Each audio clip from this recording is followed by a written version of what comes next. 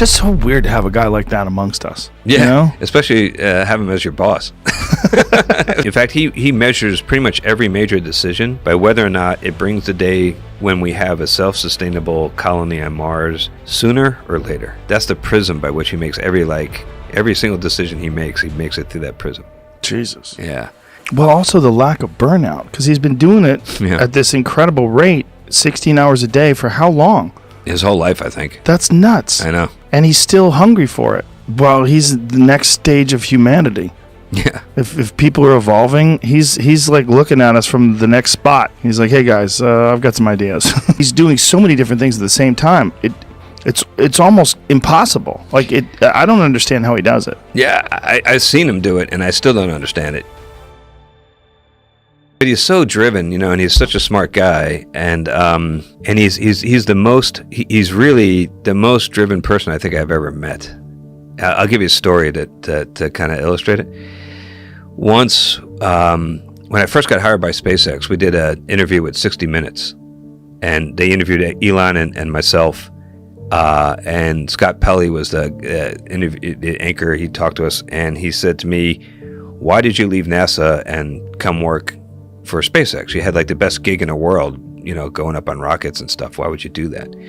And I said, well, if you can go back in time and you were a young engineer and you had the opportunity to like get in on the ground floor and work with Howard Hughes when he was like doing all the crazy stuff he was doing in his day, wouldn't you want to be a part of that? And Scott Pelley looked at me like with a deer in the headlights look, because I don't think he knew what I was talking about.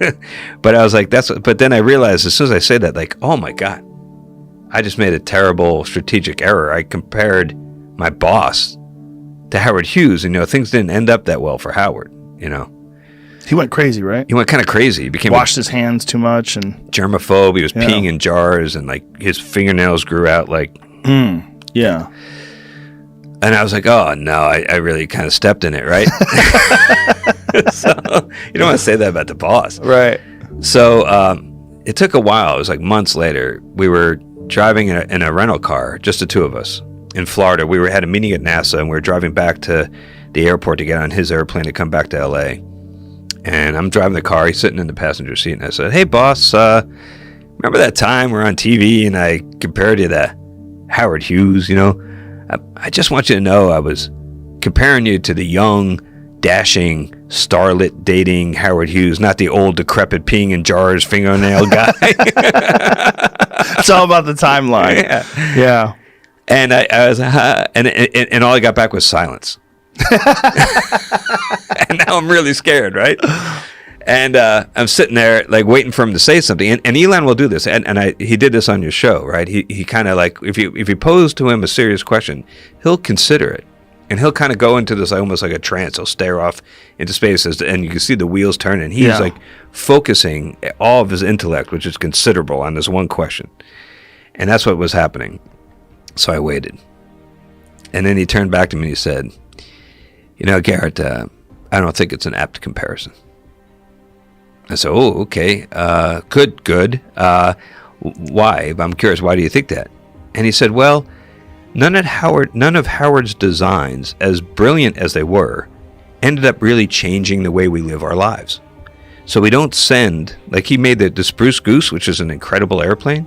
It was all wood, trying to solve the problem during the war of rationing. He said, we don't send our goods across the oceans in giant wooden airplanes. We don't do that. The H-1 Racer was a beautiful airplane, but it was a one-off. It never really led to a large designs that changed the way people live their lives. So that was his objection, was not that like I was comparing him to some creep, but that it's really important to him to have the legacy of drastically impacting the way all of us live our lives, the kind of the way Steve Jobs did or others that really move the ball downfield for humanity. That's what's driving him. He's such an unusual human. I mean, there's very few people that you could make any kind of rational comparison to other than maybe Nikola Tesla. Will you really stop and think what he's done? Yeah.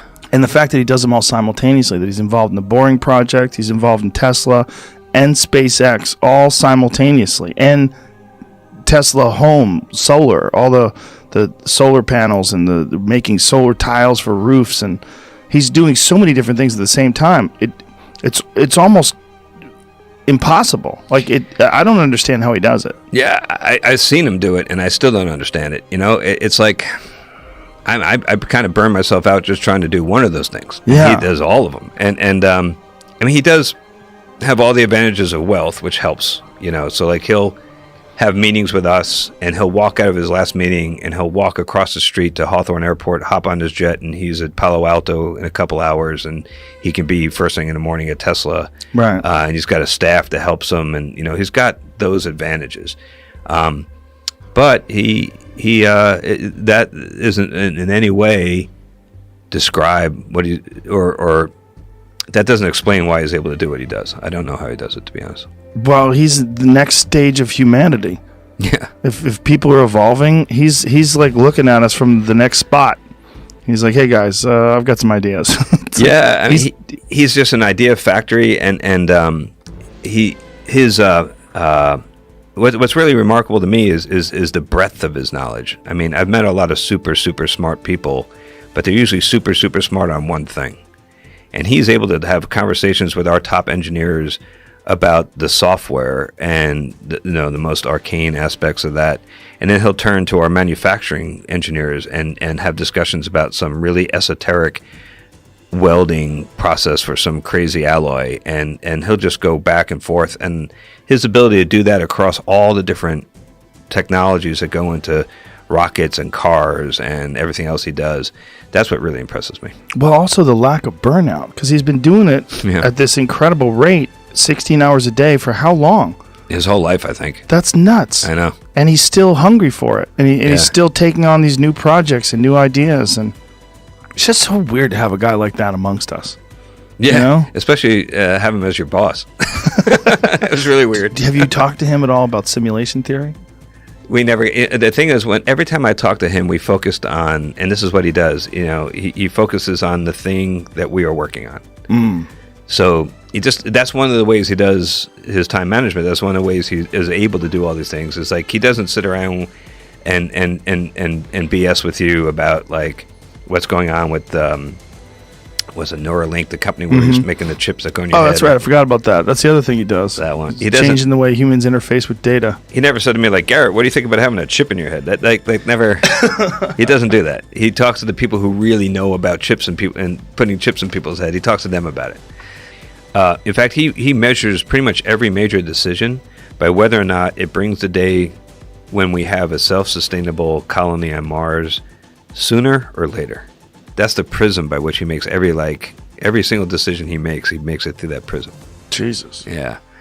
So he's got an idea, and he'll keep pushing, and he gives us aggressive timelines that we have to work to, and we work really hard to try to meet him. It's hard when you're doing stuff that this complicated to predict exactly how long it's going to take. So, we end up often falling a little bit behind, but we do our best.